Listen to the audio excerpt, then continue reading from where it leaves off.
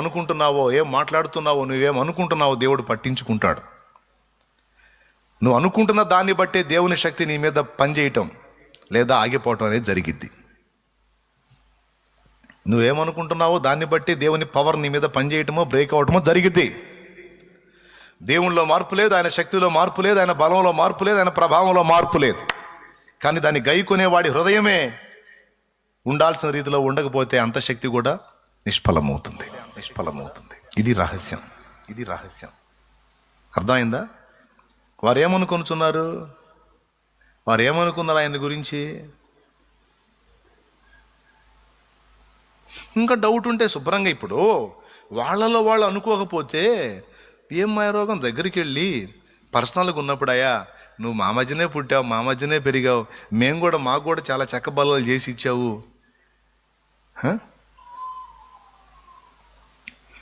ఒక్కొక్కడు అతిశయపడతాడు. ఇప్పుడు నేను ఎవరి దగ్గర వర్క్ చేశాను, ఎవరికన్నా పని చేసి ఇచ్చాను అనుకో, మాకేందో తెలియదు మా దగ్గర పని చేసినోడైతే అంటాడు. నువ్వు ఒక జాబ్ హోల్డర్ అయి ఉండి గతంలో జాబ్ చేసావు, దేవుని స్వార్థ ప్రకటిస్తున్నావు అనుకో, నువ్వు ఎక్కడ జాబ్ చేసి వాడు అంటాడు మాకేం తెలియదు నా దగ్గర జాబ్ చేసినాడు కదా అంటాడు. అరే జాబ్ చేసినోడైతే పోయి ఇండ్రా, ఇంకా క్లోజ్ కదరా నీకు, చక్కగా ఇంకా చనువు కదా, చక్కగా పరిచయం ఉంది, పాత పరిచయం కదా, వెళ్ళి కూర్చో మాట్లాడు అడిగితే. కానీ అహం, గర్వము. నా దగ్గర పనిచేసినోడిని నేను అడిగేది ఏంది? నా దగ్గర డబ్బులు వడ్డీకి తీసుకున్నాడు నేను అడిగేది ఏంది? వడ్డీకి తీసుకుంటే ఎగ్గొట్టే కట్టాడులే. ఆయన ఇప్పుడు భక్తుడా? భక్తుడైతే ఇప్పుడు ఆయన మాటలు వినాలా? అసలు లేదు. గర్వం, హృదయ గర్వం.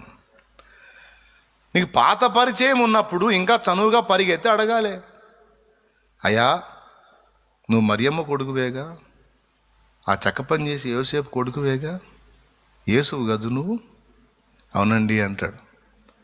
నాకు కూడా 4-5 సార్లు చెక్క బల్లలు చేసి ఇచ్చావు, ఆర్డర్ ఇచ్చినప్పుడు బాగా చేసావు, ఇప్పుడు కూడా మా ఇంట్లో నువ్వు చేసినవి ఉన్నాయంటే అవునండి అంటాడు.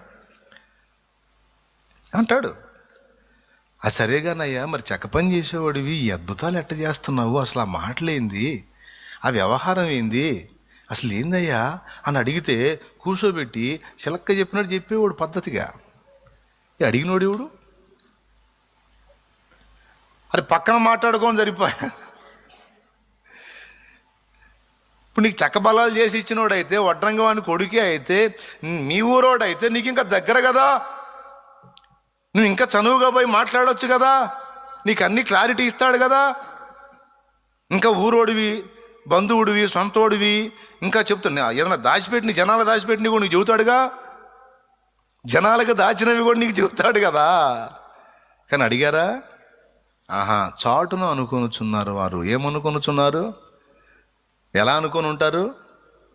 సర్వశక్తి గల దేవుడు, సర్వాధికారి అయిన దేవుడు మనుష్య రూపంలో వారి మధ్య సంచరిస్తూ ఉంటే వారు ఏమనుకొనుచున్నారు? వారు అనుకున్నది వారికి ఎంత నష్టం కలిగించింది చూడు.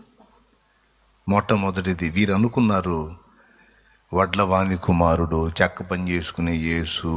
ఆ మరియమ్మ లేదు, ఆ పెద్ద ఫ్యామిలీ కాదురా వాళ్ళదే, 4 పిల్లలు, వాళ్ళ ఆడపిల్లలు మగపిల్లలు మొత్తం 6-7 మంది ఉన్నారు. ఈ అబ్బాయి పెద్దోళ్ళే. ఏ అబ్బాయి? ఏసబ్బాయి. ఏ అబ్బాయి? ఈ అబ్బాయి పెద్దోళ్ళేరా, వాళ్ళ నాన్నతో పాటు చెక్క పని మనం కూడా ఇచ్చాంగా. ఏదో బోధ బాగా చేస్తున్నట్టు. ఏం బోధ? వాళ్ళ బతుకు మనకు తెలియదు. ఏదో పిచ్చోళ్ళు వింటారు, నువ్వు నేను వింటా ఉంటారా? అప్పుడు అన్నాడు, ప్రవక్త స్వదేశమందు తప్ప ఎక్కడా ఘనహీనుడుగాడు. వాళ్ళు అనుకున్న అభిప్రాయము దేవుని యొక్క అద్భుతమైన దీవెనలు వాళ్ళు పొందకుండా అడ్డుపడింది చూడు. అంటే వాళ్ళు ఏ చట్టంలో పెట్టారు యేసుని దేవుడిగా గుర్తించి, లేదా యేసును మహిమ స్వరూపునిగా గుర్తించి, ఆ విధంగా కానీ యేసు ప్రభుని వాళ్ళు భావించినట్లయితే, ఆ చట్టంలో యేసును ఉంచినట్లయితే ఆ విధమైన ఫలం వాళ్ళు పొందేవాళ్ళు. కానీ ఇప్పుడు యేసుని ఏ చట్టంలో బిగించారు? వాళ్ళు సామాన్య మానవుడి చట్టంలో బిగించారు, చెక్క పని చేసుకునేవాడి చట్టంలో బిగించారు, యోసేపు కొడుకు మరియమ్మ కొడుకు అనే చట్టంలో బిగించారు. వాళ్ళకి ఏ ఫలము లేదు. అరే నేను ఇస్తాను తీసుకోండి రా అన్న, వాళ్ళ హృదయం ఏం చేస్తుంది? తిరస్కరిస్తుంది, గైకొనలేదు. ఇక అట్లాగే దేవుణ్ణి నువ్వు ఏ చట్టంలో పెట్టి చూస్తున్నావు? ఎంతవరకు దేవుణ్ణి పరిమితం చేశావు? కొంతమంది దేవుణ్ణి జ్వరాలకు పరిమితం చేస్తారు. జ్వరాలకి అర్థమైందా? జ్వరం వచ్చినప్పుడు యేసు రక్తం, యేసు ప్రభు. మరి క్యాన్సర్ వస్తే ఆసుపత్రికే. అంటే వీళ్ళ విశ్వాసం ఎంతవరకు పనిచేసిద్ది? వీళ్ళ చట్టం ఎందులో పెట్టారు? యేసు ప్రభుని ఎందులో పెట్టారు? ఈయన జ్వరానికే దేవుడు, కానీ క్యాన్సర్కి అది పెద్దది. అమ్మో, ఆయన వల్ల కాదు. పిల్లోడు అల్లాడిపోతాడు. ఎవరు మరి? ఆయన యాడ్ చేస్తాడు. క్యాన్సర్ మామూలు విషయం అయింది. పిల్లోడైతే, చిన్నోడైతే, పసివాడైతే అల్లాడిపోతాడు బిడ్డ. ఎవరు? యేసు బిడ్డ. ఒక దైవజనుడైతే దైవజనుడు కూడా చట్టంలో పెట్టే అవకాశం ఉంది.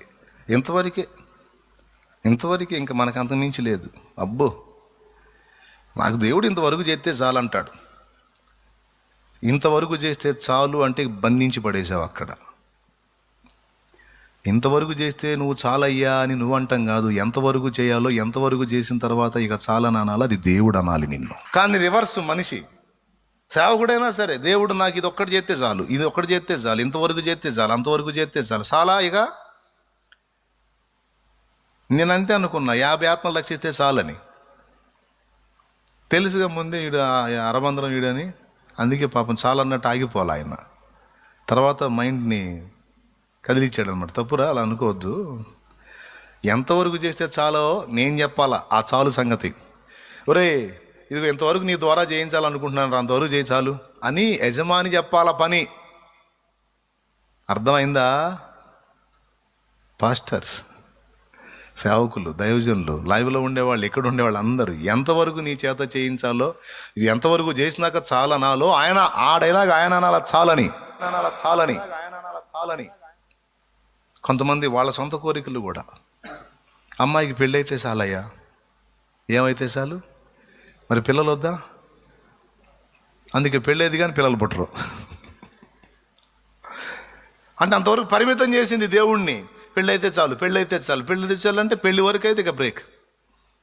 మరి మళ్ళీ పిల్లలకి మొదలు పెట్టాలి. ప్రభా, ఒక్క బిడ్డనిస్తే చాలయ్యా. ఎంత చేయాలో, ఎంత ఇవ్వాలో, ఏదో ఏంటో మొత్తం చాలు అనే ప్రస్తావన ఆయనది. చాలనాల్సింది ఎవరు? నా కృప నీకు చాలును. నాకు చాలిన దేవుడు.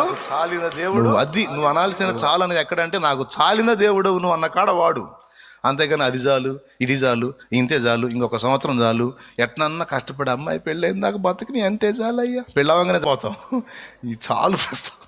నువ్వేమనుకొనుచున్నావో జాగ్రత్త. దైవజనుడా, విశ్వాసి, పరిచారకుడా, సేవకుడు, నువ్వేమనుకొనుచున్నావు? నీవు అనుకున్నది ప్రమాదానికి దారి తీసిద్దని తెలుసా? నీవు అనుకున్నది గొప్ప విజయానికి తీసుకెళ్ళిద్దని తెలుసా? నువ్వు అనుకుంటున్నది నీ కొంప ముంచిద్ది. నువ్వు సరిగ్గా అనుకుంటే మునిగిన కొంప కూడా తేలిద్ది. మనం అనుకుంటున్నవేవో ఆయన పట్టించుకుంటున్నాడు. గుర్తుపెట్టుకోండి. మనం అనుకుంటున్న దాని ప్రకారం రిజల్ట్ ఉంటుంది. అదనంగా చేయాలన్నా లేదు. ఎందుకంటే నువ్వే రిజెక్ట్ చేస్తుంటావు, నువ్వే వ్యతిరేకిస్తూ ఉంటావు. అర్థమైందా? చిన్న పాత్ర తీసుకొచ్చి ఇంతే చాలు ప్రభా, ఇంతే చాలు అంటే ఇంక మరి ఆయన దగ్గర పెద్ద ట్యాంకర్ ఉంది. ట్యాంకర్ ఏడబోతాడు అందులో. ఇప్పుడు నువ్వు ఒక ట్యాంకర్ తీసుకొచ్చి ఇంతే చాలు ప్రభా అంటే ఆ ట్యాంకర్ నింపుతాడు. నువ్వు ఒక చిన్న కప్పు తీసుకొచ్చి ప్రభా ట్యాంకర్ ముందు తెచ్చి ప్రభా చాలయ్యా, ఏడ కష్టపడతావు, ఎంతవరకు చాలే అంటే కుళాయి అట్ట తిప్పి అయిపోయింది అంటాడు. స్తోత్రం. నేను చెప్పేది వాస్తవం. మీకు అర్థమవుతుందో లేదో నాకు తెలియదు. దేవుణ్ణి పరిమితం చేయొచ్చు, నీకు ఛాన్స్ ఉంది. నీకు స్వేచ్ఛ ఇవ్వబడిన దాన్ని బట్టి, నీకు దేవుడిచ్చిన స్వేచ్ఛను బట్టి నువ్వు దేవుణ్ణి పరిమితంగా దేవుని దగ్గర నుండి పరిమితంగా పొందవచ్చు, అపరిమితంగా కూడా పొందవచ్చు. ఎందుకంటే ఆయన అపరిమితమైన దేవుడు. మీరు ఏమనుకునుచున్నారు? దేవుణ్ణి ఎంతవరకు పరిమితం చేశారు? ప్రతిదానికి చాలిన దేవుడు, దేనికైనా సమర్థుడని కొంతమంది దేవుణ్ణి అపరిమితంగా పొందుకుంటారు దేవుని దగ్గర నుండి విశ్వాసం వినియోగించి. కొంతమంది పరిమితం చేస్తారు దేవుణ్ణి. వాళ్ళు ఏ పరిమితిలో ఉంచారో అంతవరకే దక్కిద్ది. ఇంతవరకు మ్యాటర్ క్లారిటీగా ఉందా మీకు? ఉందా? ఎంతమందికి ఉంది? చేతులు ఎత్తండి. చాలా కీలకమైన విషయం. మీరేమనుకొనుచున్నారనే టైటిల్ పెట్టండి, కింద రాసుకోండి. మనం అనుకునే దాన్ని బట్టే దేవుడు అపరిమితంగా కదలటం కానీ పరిమితం చేయబడటం కానీ. మా ఊరు చాలు సార్, మా బజారు చాలు అంటే అంతవరకే దక్కింది నీకు. బజారు కాదండి, మా ఊరు లాంటి 10 ఊర్లు కావాలా? పో. నీవు ఎంత విశ్వసించగలుగుతావో, నీవు ఎంత అనుకోగలుగుతావో, ఎంత ఆధారపడగలుగుతావో, ఎంత నమ్మగలుగుతావో ఆయన్ని, నువ్వు ఏ స్థాయి పాత్ర తీసుకుని వెళ్ళావో ఆ స్థాయి పాత్ర నింపి నిన్ను నడిపిస్తాడు ఆయన. ఇక్కడ దేవుడు పరిమితం చేయవచ్చు, దేవుడిని చట్టంలో పెట్టవచ్చు అంటే అర్థం ఏంటంటే దేవుడిని ఇరికించడం అని కాదు. నీ హృదయాన్ని నువ్వే కంట్రోల్ చేసుకుంటున్నావు, ఇరికించుకుంటున్నావు, చట్టంలో పెట్టుకుంటున్నావు, అందులోంచి చూస్తున్నావు దేవుడిని. అపరిమితమైన దేవుడు గుర్తించు, అనంత శక్తివంతుడిగానే గుర్తించు. ఆయన నిన్ను భూతత్వం పెట్టి లేనిదేదో ఊహించుకొని చూడమంటల్లా, ఇంత దేవుడిని ఇంత చేసి చూడమని చెప్పట్లా. అది లోకంలో ఎరగానే అన్యులు చేస్తారు. అల్పమైన వాటిని గనులుగా ఎంచి వాళ్ళు ఓహో నాయన గందరగోళం చేసుకుంటారు, ఏం లేదు దానికి. కానీ మనం సేవిస్తున్నవాడు, ఉన్నవాడు, బలవంతుడు, నిజంగా సజీవుడైన వాడు, నిన్న నేడు నిరంతరం మొన్న ఎప్పటికీ మార్పు లేనివాడు, నిజముగా మనల్ని పాప శాప బంధకాల్లోంచి విమోచించిన వాడు, కామ క్రోధ లోభ మోహ మదమాశ్చర్యములని అరిషడ్వర్గాలను ఒరిజినల్గా జయించి గెలిచి నిలిచినవాడు, మరణాన్ని కూడా గెలిచి తిరిగి సజీవుడా లేచినవాడు యేసు. యేసు యేసు అందుకే ఆయన ఒక్కటే నీ పేరేందయ్య అంటే ఉన్నవాడు అని చెప్పాడు. ఉన్నవాడేందయ్యా? ఏమున్నవాడు? ఎల్లప్పుడూ ఉన్నవాడిని, ఎప్పుడు ఉన్నవాడిని, నేను లేదంటూ లేదు, లేని కాలమే లేదు, ఎల్లప్పుడూ ఉన్నవాడిని, ఎల్లప్పుడూ జ్ఞానం ఉన్నవాడిని, ఐశ్వర్యం ఉన్నవాడిని, వ్యక్తిత్వం ఉన్నవాడిని, ప్రేమ ఉన్నవాడిని, బలం ఉన్నవాడిని. ఏం కావాలి నీకు? అన్నీ ఉన్నవాడిని, నిన్న ఉన్నవాడిని, నేడు ఉన్నవాడిని, రేపు ఉన్నవాడిని, ఎల్లప్పుడూ ఉన్నవాడిని, అన్నీ. ప్రాణం ఉన్నవాడిని, అనేక మందికి ప్రాణం ఇవ్వడానికి ప్రాణశక్తి కలిగిన వాడిని. చెప్పు, ఉన్నవాడినే. ఒకటే టైటిల్. అరే ఎన్ని పేర్లు లేవు చెప్పడానికి. నీ పేరేంది వాళ్ళు అడిగితే ఏం చెప్పాలంటే ఉన్నవాడని చెప్పన్నాడు. అసలు ఒక్క ముక్క ఉన్నవాడని, ఆ ఉన్నవాడు ఒక ముక్కను తీసుకుంటే బుర్ర తిరిగి దిగిరున్నా, అంత మ్యాటర్ ఉంది అందులో. నీ శ్రమలో ఉన్నోడిని, నీ నిందలో ఉన్నోడిని, అవమానంలో ఉన్నోడిని, చావులో ఉన్నోడిని, బ్రతుకులో ఉన్నోడిని, పుట్టుకలో ఉన్నోడిని, నీ తాత పుట్టుకలో ఉన్నోడిని, ముత్తాత పుట్టుకలో ఉన్నోడిని, వాడి తాత పుట్టుకలో ఉన్నోడిని, ఆదాం పుట్టుకలో ఉన్నోడిని, ఆదాం పుట్టక ముందు కూడా ఉన్నవాడిని, ఈ ప్రకృతి మొత్తం లయమైన తర్వాత కూడా ఉన్నవాడిని. చెప్పు, ఆ ఒక్క మొక్క ఎన్నిటి టచ్ అయితే చూడు, అది దేవుని మహాజ్ఞానం అంటే. కాబట్టి దేవుణ్ణి భూతద్దాలు పెట్టి లేనిదాన్ని ఉన్నట్టు ఏదో ఊహించుకొని భ్రమపడమని చెప్పట్లా. ఇంకా చెప్పాలంటే అనంతుడే ఉన్న దేవుణ్ణి అతి తక్కువ చేసి ఆలోచించొద్దు. అలా ఆలోచిస్తే దేవుణ్ణి నువ్వు చట్టంలో పెట్టిందని అవుతావు. ఇక ఆ పరిధిలోనే నీకు వస్తుంది. మహానదిని మహానదిగానే స్వాగతించు. మహానది దగ్గర తీసుకెళ్ళి ఒక అంగుళం పైపు వేసుకున్నావు అనుకో, నీ ఇంటికి వచ్చేది మాత్రం అంగుళం దారే. అక్క అర్థమైందా అనాయ్? మహానది నయగారా జలపాతం లాంటి నది అనుకో, అంత పెద్ద నది దగ్గరికి పోయి కూడా అంగుళం పైపు అరంగుళం పైపులు ఉంటాయి, అక్కడక్కడ వైర్లు కొడతారు. మరి ఒకటి పాతిక పైపు వేసుకోవచ్చు. అంత పెద్ద నదికి ఒక అరంగుళం పైపు కనెక్షన్ ఇచ్చుకున్నావు అనుకో, ఎంత వస్తాయి మీ ఇంట్లో నీళ్లు? అరంగుళం నీళ్లు బిన్నె నిండాలంటే ఎప్పటికి? స్తోత్రం. అడుగు పైపు వేసావు అనుకో, అట్లా ఆన్ చేయగానే దన్మ నిండిపోయింది. అవునా? 10 అడుగుల పైపు, ఒక్కటే పెద్దది 10 అడుగుల పైపు తెచ్చుకున్నావు అనుకో, ఆన్ చేయగానే ముందు నువ్వు కొట్టకపోతావు అనమాట.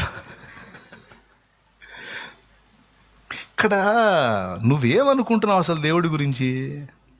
అదేమనుకుంటున్నాను? జ్వరానికి దేవుడు అని క్యాన్సర్ దేవుడు కదా, జలుబు దగ్గు కదా, జలుబు దగ్గు తుమ్ములకు దేవుడను, హెచ్ఐవికి దేవుడు కదా. అదేంటి నువ్వు దేనికి దేవుడు? ఏమనుకుంటున్నాను? ఎట్లా ఊహించుకుంటున్నాను? వాళ్ళు చెక్క పనుడు అనుకున్నారు. చెక్క భయం చేసుకోవడం తప్ప ఏం మిగల వాళ్ళకి. స్తోత్రం.